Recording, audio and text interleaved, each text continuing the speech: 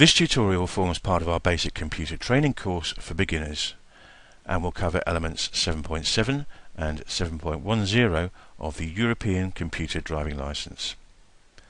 The lesson is titled Logging On and Filling Out Forms. Now, once you've been using your computer a while, you'll come across websites that you want to join and register with. Each website that you need to register with will have slightly different criteria for signing up. We'll just run through a couple of standard sign-ups. Now, I have here the sign-up page for Facebook, which is a well-known social networking site. Now, ignore the top at the moment because that's the login part.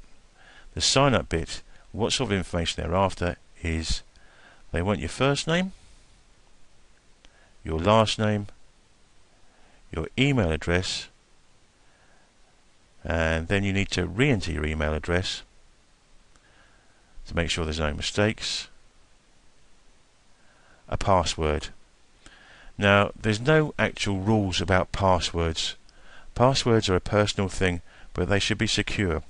So we would recommend a password which is a minimum of 8 characters and includes letters and numbers. So we would recommend finding a name and a number.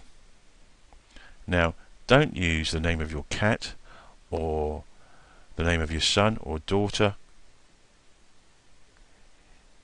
Use a name that's going to be unique to you that you can remember, and a number that you can remember. Now, after your password, once you've thought of that, you need to put in your gender, male or female, and then your date of birth.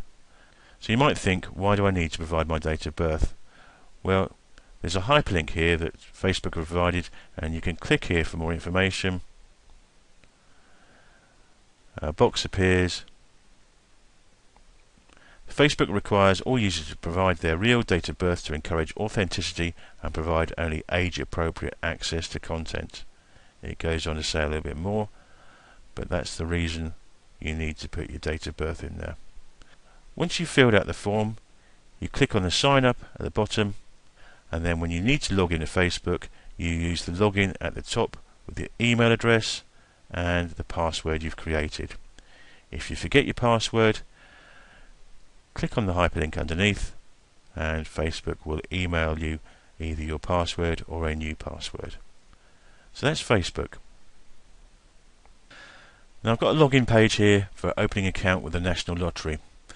Now, the National Lottery is essentially a financial website, so it needs to be a little bit more robust.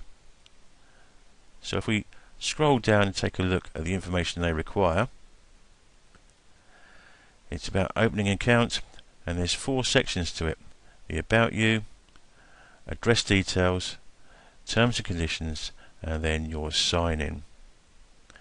And if we read through the top about personal details, the bottom line says required fields are marked with an asterisk. So you need to put in your title, Mr, Miss, Ms, whatever. Your first name, your last name,